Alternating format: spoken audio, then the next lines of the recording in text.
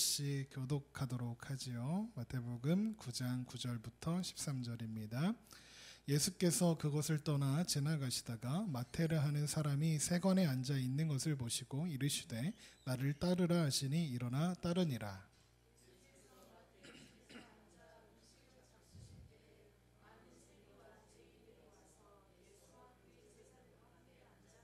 바리새인들이 보고 그의 제자들에게 이르되 어찌하여 너희 선생은 세리와 죄인들과 함께 잡수시느냐.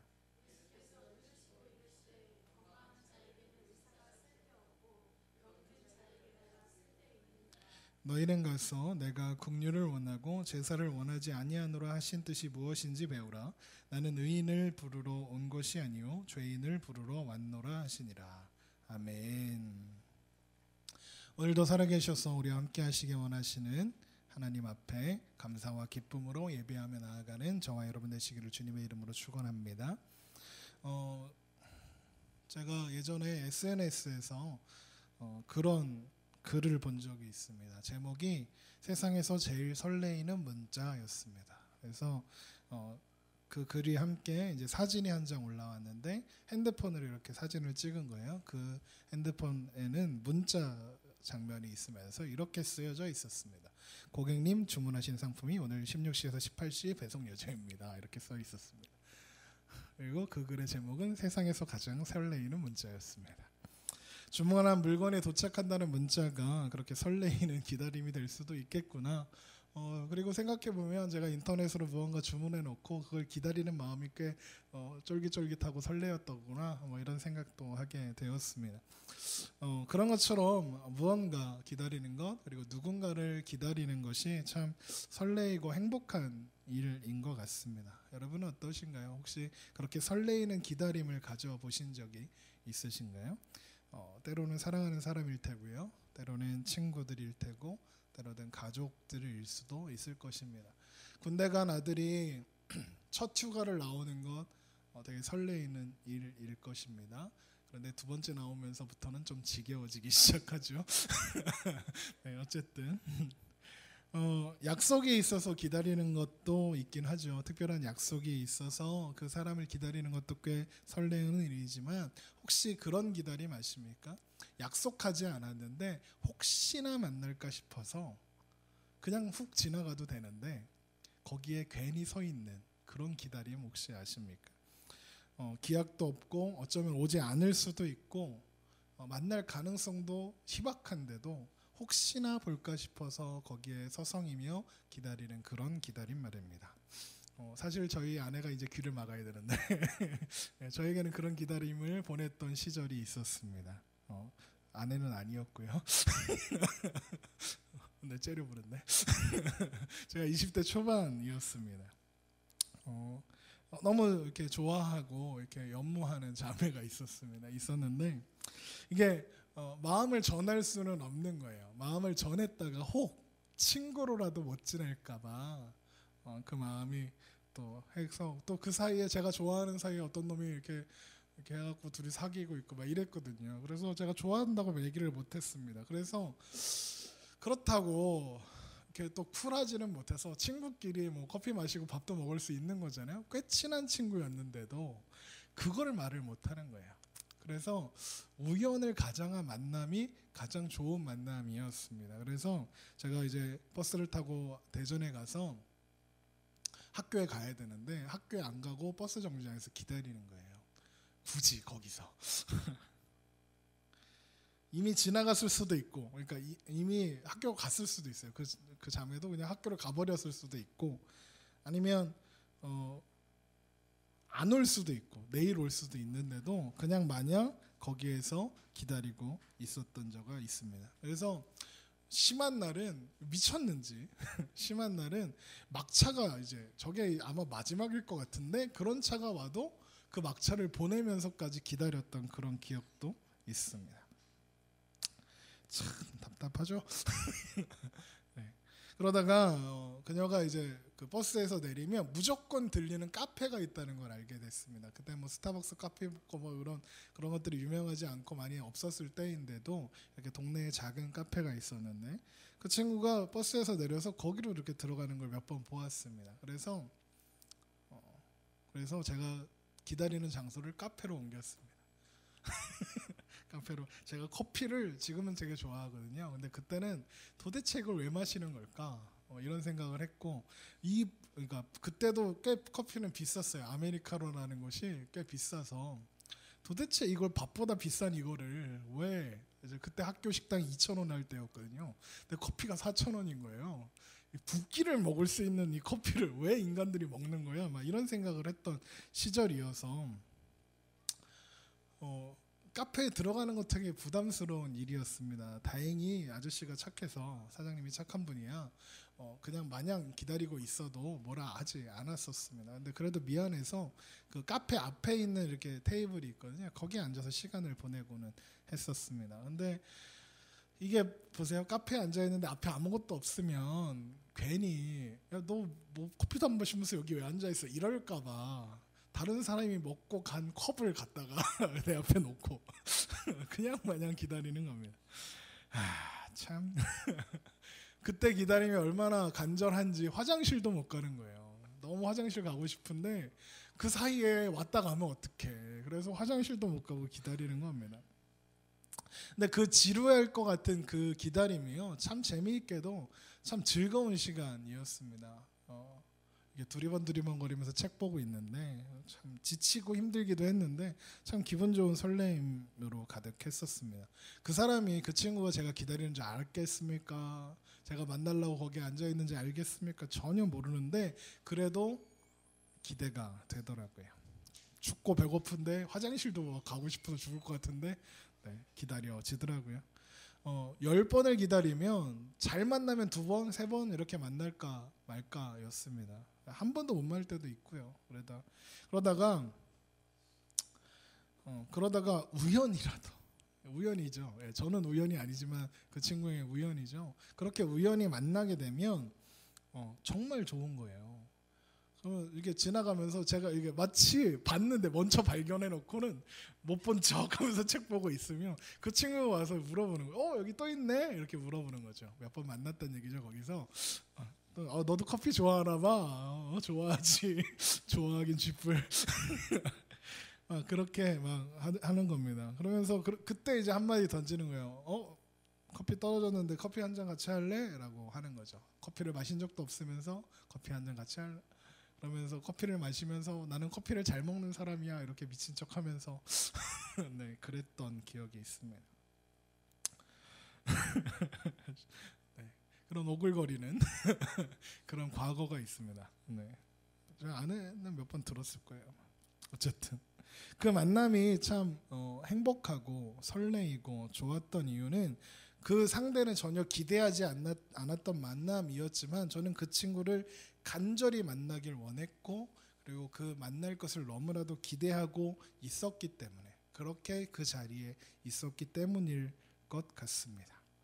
오늘 우리가 읽은 본문에서도요, 그런 전혀 기대하지 않았던 한 사람, 어떤 만남을 전혀 기대하지 않았던 한 사람을 만나는 예수님을 보게 되었습니다. 마태는 세관에 앉아 있었습니다.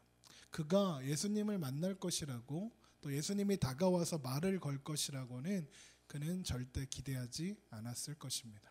그런데 예수님이 그 길로 지나가십니다. 신약성경에서 세리는 죄인의 대명사입니다. 세리는 이스라엘에 점령한 로마에 빌붙어서 동족들의 피를 빨아먹는 매국노들이었습니다. 그것이 세리들에게 붙어있는 꼬리표였습니다. 세리들의 착취가 먼저 있었는지 아니면 세리를 향한 질타와 비난이 먼저 있었는지는 알 수 없지만 세리들은 동족들을 착취했습니다. 로마에 바칠 것이 100원이면 100원은 로마에 바치고 자신이 얼마를 더 거두든 상관없었기 때문입니다. 얼마를 10,000원을 걷어서 100원을 바치든 10만 원을 걷어서 100원을 바치든 상관없었기 때문에 그렇습니다. 그래서 동족들은 세리들을 가르쳐 동족들의 피를 빨아먹는 나쁜 놈들, 죄인, 상종 못할 놈들, 이렇게 했던 존재들이 바로 세리였습니다. 그런 세리 마태에게 레위라고도 하고 마태라고도 하는데, 그 예수님께서 마태에게 손을 내밀어 말씀하십니다. 나를 따르라. 이 만남은 제가 기다렸던 그 사람, 그 친구처럼 전혀 기대하지 않았던 만남이었습니다. 우연이었을 것입니다. 죄인의 대명사 세리, 그런 세리에게 위대한 일을 행하시는 선지자가 다가와 손을 내밀 것이라고는 그 주위의 사람도 아무도 기대하거나 생각하지 않았을 것이고, 정말 본인 마태는 생각하지 않았을 테니까요. 그런데 이 만남은 예수님에게는 전혀 다른 의미가 있었던 것 같습니다. 오늘 본문은 예수께서 그곳을 지나가시다가 마태라 하는 사람이 세간에 앉은 것을 보았다 기록하고 있습니다. 그래 이것만 보면 우연히 그 자리를 지나다가 마태가 있는 것을 본 것처럼 그렇게 느낄 수 있습니다. 그러나 예수님께서 하신 행동들 중에 아무런 의미 없는 행동이 없습니다. 특별히 성경에 기록되어 있다면 예수님은 분명한 목적을 가지고 그곳을 지나가셔야만 하셨던 것입니다. 왜냐하면 마태가 거기에 앉아 있다는 것을 알고 계시기 때문이었습니다. 예수님은 마태를 만날 수 있는 방향을 향해 걸어가셨습니다. 만남을 기대하지 않았던 마태, 그리고 마태를 만나고 싶으셨던 예수님, 그리고 그 만남이 드디어 이루어진 것입니다. 그리고 예수님께서 말씀하십니다. 나를 따르라. 나와 함께 가자. 수많은 사람들이 따르고 있는 선지자, 선생님, 랍비이신 분이 죄인의 대명사인 나, 마태를 부르십니다. 예수님은 그 만남을 기대하고 계셨습니다. 마태를 부르시고 마태를 통해 이루실 일들을 기대하셨기 때문입니다. 그리고 가장 중요한 것은 그 만남을 통해 자신을 따르는 백성들에게 그리고 우리들에게 꼭 하실 말씀이 있었기 때문입니다. 마태는 자신을 부르신 예수님을 이해할 수 없었을 것입니다. 그러나 그 만남이 너무나도 기뻤겠지요. 그래서 예수님을 모시고 자기 집으로 향합니다. 그리고 마태의 식탁이 차려지게 됩니다. 그 자리에 소문을 들은 마태의 세리 친구들이, 그리고 죄인들이라고 불리는 그 사람들이 그 식탁으로 찾아왔습니다. 아마도 마태의 친구들이었겠지요. 예수님을 따르던 제자들도 그 식탁에 앉았습니다. 예수님을 따르던 수많은 사람들 중 몇 명도 아마도 그 자리에 함께 했던 것 같습니다. 그 자리에 참석하려 왔던 한 바리새인이 예수님이 선지자요 랍비요 위대한 선생인 것을 알고 쫓아가던 바리새인이 그 자리를 목격하고 묻습니다. 어찌하여 너희 선생은 죄인들과 세리와 죄인들과 함께 잡수시느냐? 옷깃도 스치면 부정해지는 저 죄인들에 둘러싸인 선지자, 놀라운 일을 행하고 병자들을 일으키고 어쩌면 자신들을 로마의 압제에서 구원해 줄 수 있는 메시아일지도 모르는 저 사람이 아니 어떻게 죄인들과 어울리고 있는가? 바리새인은 이해할 수도 인정할 수도 없었던 것입니다. 나처럼 의로운 사람과 함께 식탁에 우리 집에 가야지 왜 마태 같은 놈네 집에 가는 거야? 그렇게 생각하는 겁니다. 아우 품격 떨어져, 이런 생각을 하고 있는 것이죠. 그렇게 하고 보니 그 행동은 더더욱 더 잘못된 것이고, 예수가 도대체 무슨 생각으로 저런 행동을 하는 거야?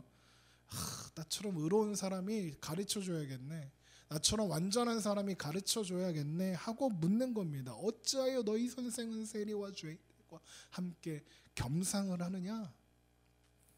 예수님께서 그 곁에서 그 이야기를 들으시고는 대답하십니다. 12절입니다. 예수께서 들으시고 이르시되 건강한 자에게는 의사가 쓸데없고 병든 자에게라 쓸데있느니라. 너희는 가서 내가 긍휼을 원하고 제사를 원하지 아니하노라 하신 뜻이 무엇인지 배우라. 나는 의인을 부르러 온 것이 아니요 죄인을 부르러 왔노라 하시니라. 바리새인은 이 말을 듣고 뜨악했을 겁니다. 예수 저 사람 못 쓸 사람이구만. 나처럼 의로운 사람의 충고를 무시하다니 밀어내. 저러면 안 되는 건데. 그래 어디 죄인들하고 잘 놀아봐라. 그리고 떠났을지도 모르겠습니다. 아니면 곁에서 계속 비난하고 있었을지도 모르겠습니다. 우리가 바리새인 그러면 예수님이 뭐라 하셨고 세례 요한도 뭐라 해서 되게 안 좋은 사람들처럼 생각하잖아요. 그런데 바리새인들은 당대 의인들이었습니다. 존경받는 지도자들이옵니다. 바리새인들이 누군지 아십니까? 바리새인 할 때 바리새라는 이 말은 구별되었다라는 뜻입니다. 구별된 사람들이라는 거예요. 무엇에 구별된 사람이었느냐? 로마의 황제였던 안티오쿠스 4세가 이스라엘을 탄압했습니다. 그것이 일본이 우리나라에 그랬던 것처럼 유대인들을 말살시키려는 그 민족성과 정신을 말살시키려는 그런 정책을 펼쳤습니다. 유대인들에게 핵심은 무엇이었을까요? 바로 선민사상과 그리고 율법이었습니다. 그것을 말살시켜야 했던 것입니다. 그런 그의 생각이 나름 유효한 것이어서 실제로 많은 유대인들이 그때 타락의 길을 걷게 되었고 많이 와해되었다고 합니다. 유대인들을 타락시키는 가장 쉬운 방법은 율법을 못 지키게 하면 되는 겁니다. 예를 들면 부정한 짐승인 돼지를 가지고 성전에서 제사를 드려라.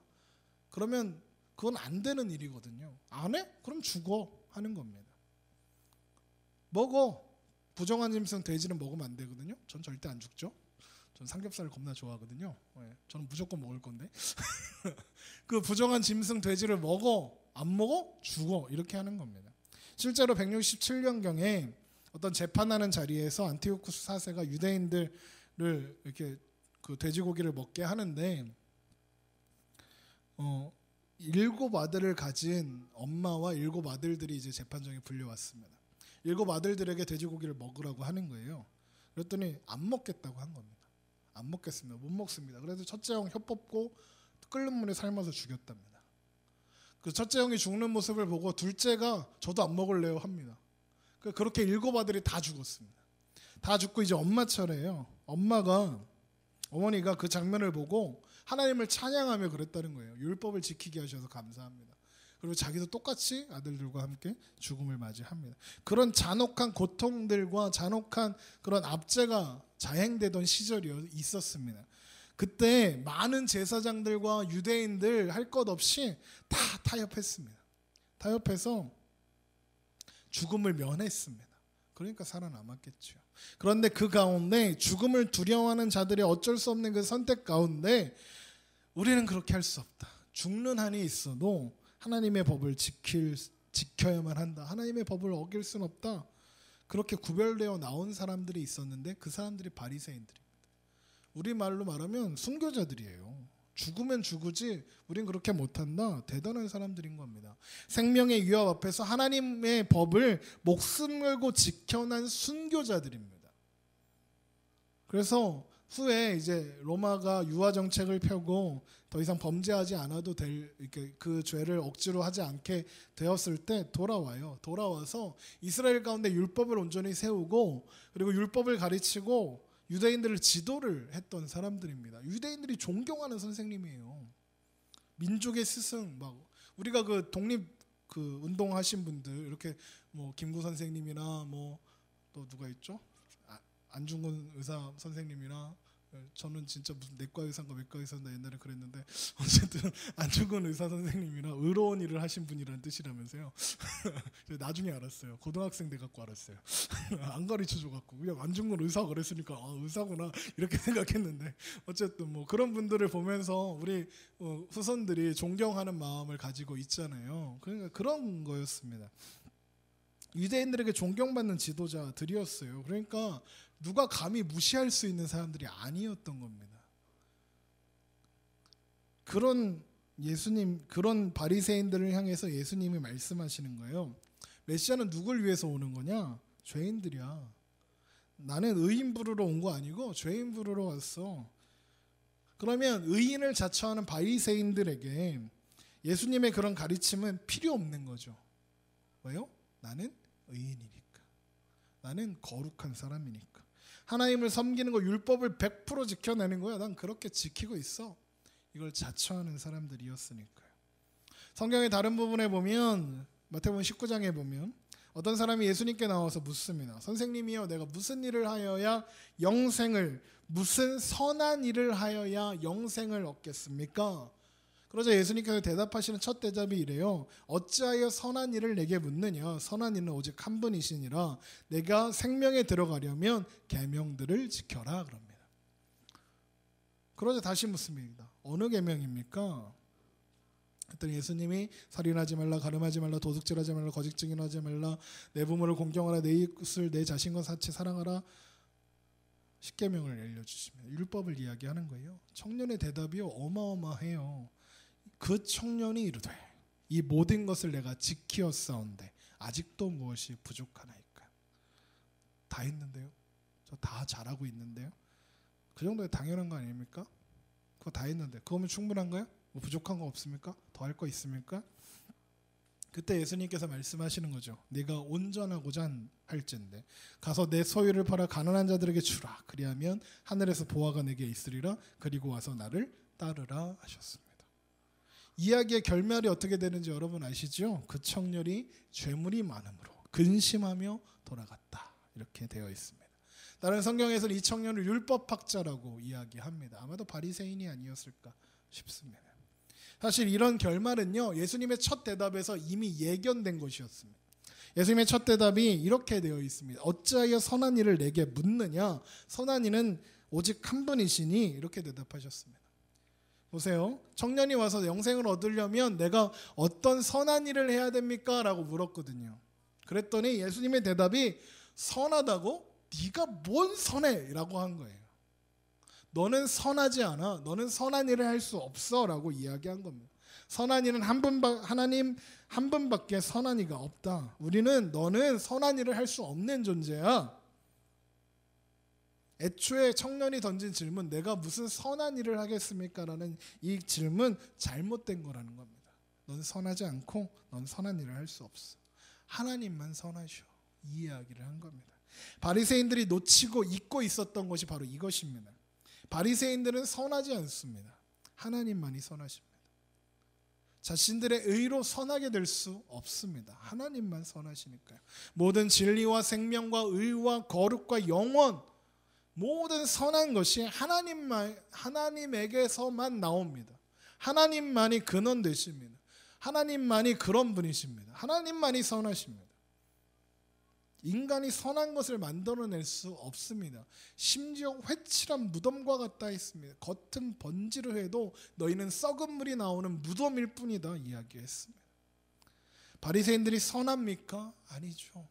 기록된 바 의인은 없나니 하나도 없으며 깨닫는 자도 없고 하나님을 찾는 자도 없고 다 치우쳐 함께 무익하게 되고 선을 행하는 자는 없나니 하나도 없도다.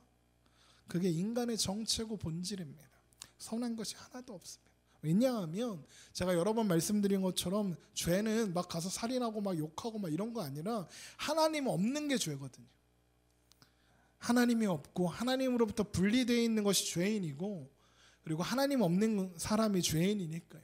의인들을 자처하는 바리새인들도 그 안에 하나님이 계시지 않는다면, 하나님의 뜻을 모른다면 죄인에 불과한 존재들입니다. 로마서 10장을 한번 찾아볼까요? 로마서 10장 1절입니다.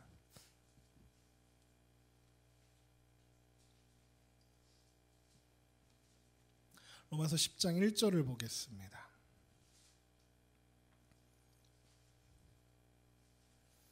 오늘 날이 습해갖고요. 성경책이 잘 안 넘어가요. 한 장씩 넘겨야 되는데 왜 이렇게 얇아 성경책은? 네. 로마서 10장 1절 3절까지 보겠습니다. 제가 읽겠습니다. 형제들아, 내 마음에 원하는 바와 하나님께 구하는 바는 이스라엘을 위함이니 곧 그들로 구원을 받게 함이라. 내가 증언하노니 그들이 하나님께 열심히 했으나 올바른 지식을 따른 것이 아니니라. 하나님의 의를 모르고 자기 의를 세우려고 힘써 하나님의 의에 복종하지 아니하였느니라. 바리새인들의 정체입니다. 유대인들의 정체인 거예요. 나 법 잘 지켰어 했는데, 아니, 너 하나님의 의를 힘써 복종하지 않았어. 열심을 했는데 그게 하나님이 기뻐하시는 게 아니야 이야기하는 겁니다. 그래서 오늘 본문 13절에서 마태복음 9장 13절에서 내가 국류를 원하고 제사를 원하지 아니하노라 하신 뜻이 무엇인지 배우라 하셨던 겁니다. 여러분, 제사가 무엇입니까? 여러분, 예배가 무엇입니까? 우리가 하나님 앞에 나아가려고 하지만 그 앞에 장애물이 있다는 걸 인정하는 것이 제사입니다. 거룩하신 하나님 앞에 감히 나아갈 수 없는 내가, 그래서 하나님을 만나려면 죄를 씻어야 하는 내가, 성결케 해야 하는 내가 감히 지금 하나님 앞에 선 겁니다. 그런데 그 가운데 장애물이 있잖아요. 감히 하나님 앞에 설 수 없는 존재임을 확인하는 그 예식이 제사고 예배인 거거든요. 나를 성결케 하기 위해서, 나를 거룩하게 하기 위해서, 나를 하나님 앞에 서게 할 수 있게 서게 하도록 하기 위하여 무고한 피가 흘려져야 하는 겁니다. 그게 구약의 제사잖아요. 지금은 어떻습니까? 나를 하나님 앞에 서게 하기 위하여 예수님께서 십자가에 죽으셔야만 했다는 것을 깨닫는 것이 예배입니다. 그것을 확인하는 것이 예배이고 제사인 것입니다. 그런데 이것이 언젠가부터 바뀌어버려서 왜곡되어서 어떻게 되었냐면, 하나님 앞에 인간이 무슨 정성과 무슨 예물 같은 걸 들고 들어가서 하나님 내가 이렇게 바칩니다, 하나님 내가 이렇게 주일 성수합니다, 내가 이렇게 11조 했습니다, 하나님 이제 나한테 복 주세요, 이런 태도로 바뀌고 말았다는 것입니다. 마치 하나님과 대등한 입장에서 거래를 트려는 사람과 같은 모습으로 변했다는 것입니다. 제사를 원치 않는다, 이 말씀은 잘못된 태도와 그런 태도로 예배 드릴 거면 하지 마, 여호와의 전이라 여호와의 전이라 여호와의 전이라 하는 이 거짓말을 너희가 믿지 말라 하셨던 그 말씀인 것이고, 이제 국류를 원한다는 것은 하나님 앞에 대등한 입장으로 설 수 있는 인간은 아무도 없어. 너희는 하나님 앞에 그냥 그렇게 혼자 설 수 있는 존재가 아니야. 그거 지적하시면서 이제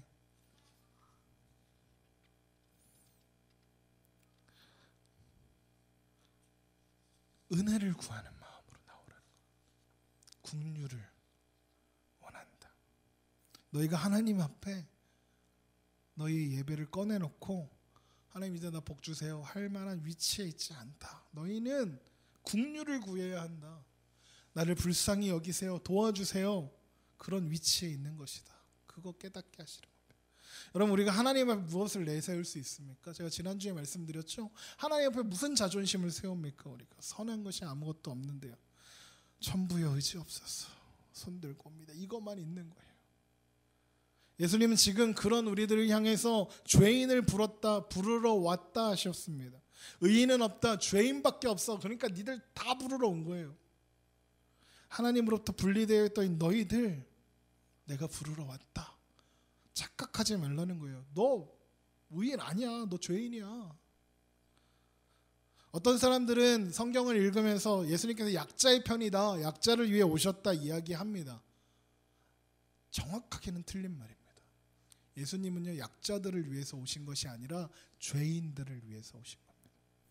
약자를 위해서 십자가에 죽으신 것이 아니라 죄인들을 위해서 죽으신 겁니다. 예수님은 약자를 도우러 오신 것이 아니라 하나님과 분리된 자를 구원하러 오신 겁니다. 그중엔 가난한 자도 부한 자도, 그중엔 병자도 있고 건강한 사람도 있는 겁니다. 그거 문제가 아니라는 겁니다. 부하다고 자랑하지 않아야 할 이유, 약하다고 좌절하지 말아야 하는 이유, 거기에 있는 겁니다. 다 똑같은 겁니다. 하나님으로부터 분리된 자들, 죄인들을 죄로부터 회복시켜 하나님의 자녀된 자리로 회복시키시려고 예수님께서 오셨고 십자가에 죽으신 겁니다. 물론 제가 그러니까 우리 이제 사회적 약자들을 외면합시다, 이 얘기 아니라 들어야죠. 편 들어줘야죠. 그러나 예수님이 필요한 건 약자가 아니라 죄인들이라는 겁니다. 하나님과 분리된 모든 사람들인 겁니다. 지금 로마서 펴놓고 계시죠. 로마서 8장으로 한번 가보시겠어요? 로마서 8장 18절입니다.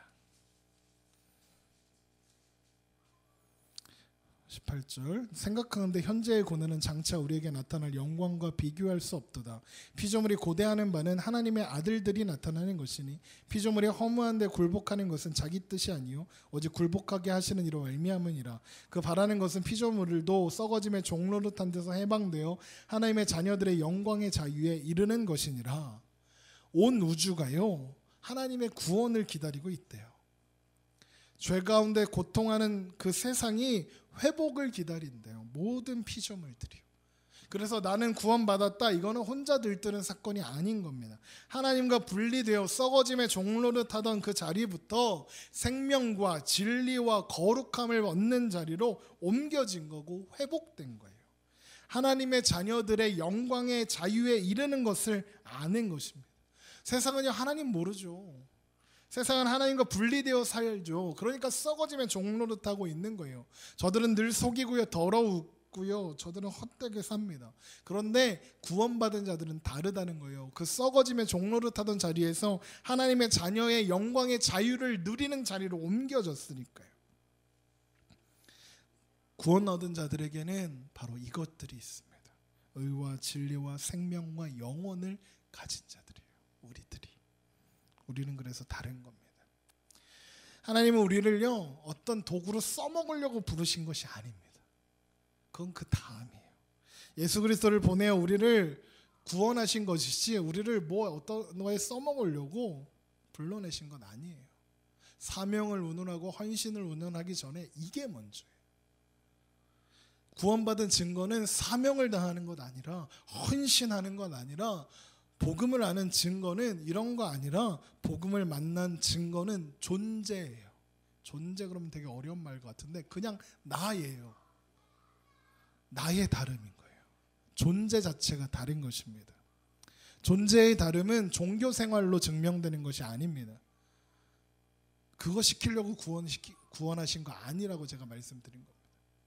온전한 주일 성수, 온전한 11조, 온전한 헌신과 온전한 봉사와 온전한 섬김 필요하죠. 그러나 그건 존재의 다름으로부터 나오는 어쩔 수 없이 맺어지는 결과여야 한다는 거예요. 그거 없으니까 너 끝, 이거 아니라 그건 결과로 나올 거고, 너는 지금 너의 정체성을 확인하고 네가 지금 다른 존재로 섰다는 것을 알아라. 이게 먼저 가야 하는 거예요. 존재가 다른 자에게 나오는 자연스러운 결과물들 중에 하나여야 하는 것입니다. 어떤 존재의 다름을 증명해야 하느냐? 어린아이 같은 존재예요.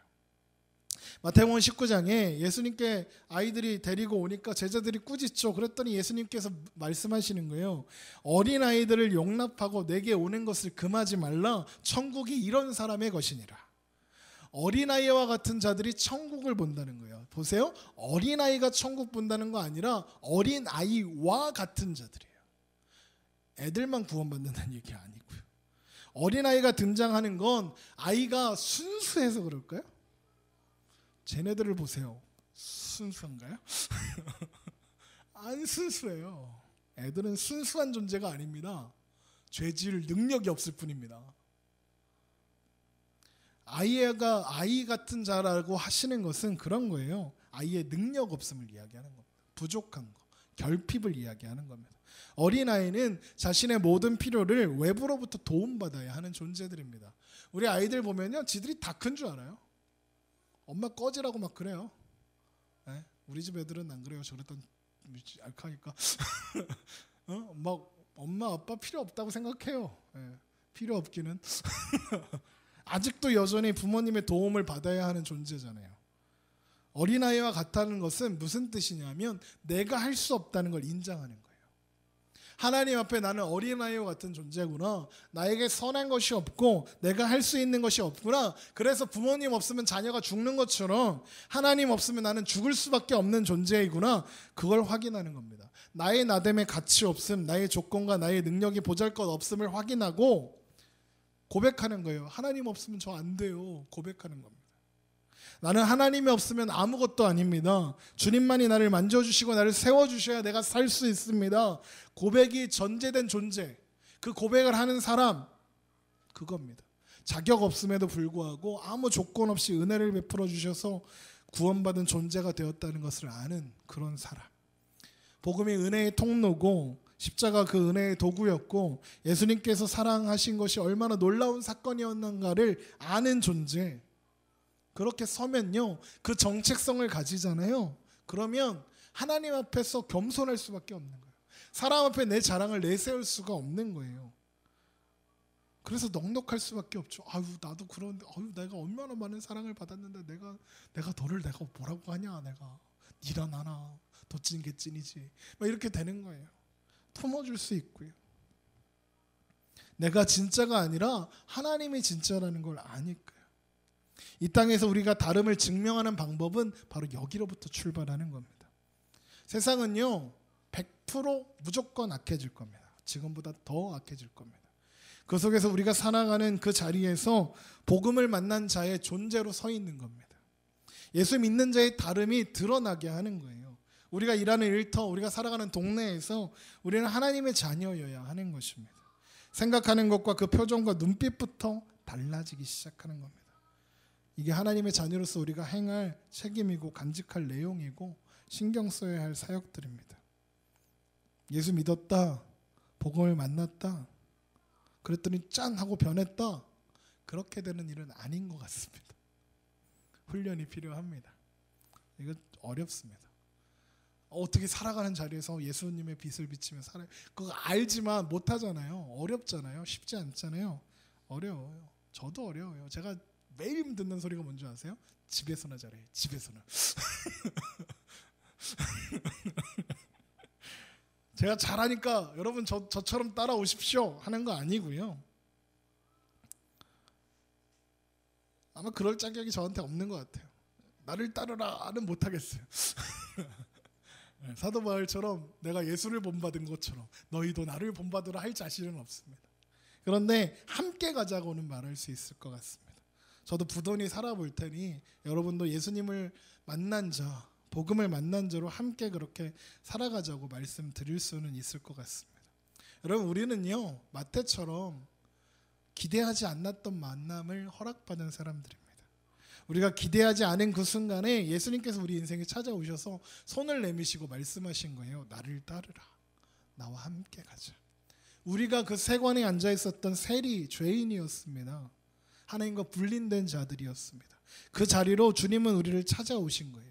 우리를 향한 그리움으로 찾아오셨고 그 자리에서 불러내셨습니다. 우리가 아직 죄인 되었을 때에 그리스도께서 우리를 위하여 죽으심으로 하나님께서 우리에 대한 자기의 사랑을 확증하셨느니라. 우리는 그런 놀라운 사랑을 받았습니다. 죄인된 자리에서 아무런 자격 없는 우리를 부르사 하나님의 영광을 보는 자녀로, 썩어짐의 종로를 타던 그런 자리에서 하나님의 영광을 보는 자리로 옮겨주신 거예요. 그 부름을 받았습니다. 죄인들을 부르러 오셨다, 죄인들을 부르러 왔노라 하신 그 말씀엔 우리를 부르러 오셨다, 그 고백이 있는 것입니다. 우리가 부름받은 그 자리를 확인하셔야 합니다. 그리고 우리가 옮겨진 자리도 확인해야 합니다. 복음을 만난 자의 자리, 변한 존재, 그걸 확인해야 합니다. 그 복음을 만난 자가 누리는 여유가 있고요, 기쁨이 있고 행복이 있고 은혜가 있는 겁니다. 그래서 넉넉해지는 거예요. 은혜를 아는 자의 넉넉함, 은혜를 경험한 자의 겸손함, 따뜻함, 아름다움을 우리가 누리고 살아야 하고요, 우리가 드러내고 살아야 하는 것입니다. 고린도후서 4장에 이런 말씀이 있어요. 어두운데 빛이 비치라 말씀하셨던 그 하나님께서 예수 그리스도의 얼굴에 있는 하나님의 영광을 아는 빛을 우리 마음에 비추셨느니라. 우리가 이 보배를 질그릇에 가졌으니 이는 심히 큰 능력은 하나님께 있고 우리에게 있지 아니함을 알게 하려 함이라. 우리는 질그릇에 불과한 존재였는데 거기에 너무나도 소중한 복음을 담아주셨습니다. 그래서 이제 하나님의 영광을 아는 빛, 하나님의 영광을 누리는 그 자녀의 자리에 서 있게 되었습니다. 여러분, 우리에게 선한 것이 어디에 있습니까? 그런데 하나님께서 복음을 담고 있는 그 질그릇에 불과한 우리를 보시고 너희가 선하다, 너희가 의롭다, 너희가 나의 자녀다 말씀하십니다. 죄인을 부르러 오신 하나님께서 우리를 부르러 오셨고 우리를 그 죄인된 자리에서 옮기셨습니다. 여러분, 그 은혜를 기억하시고 그 은혜를 받아 누리는 자의 존재, 삶의 자리에서의 그 따뜻함, 평안과 평강과 기쁨을 전하는 그런 우리가 되었으면 좋겠습니다. 우리 시간에 함께 찬양하기 원합니다. 찬양하고 기도할 때에 하나님의 긍휼을 구하고 은혜를 구하는 우리가 되었으면 좋겠습니다. 우리 함께 찬양하죠.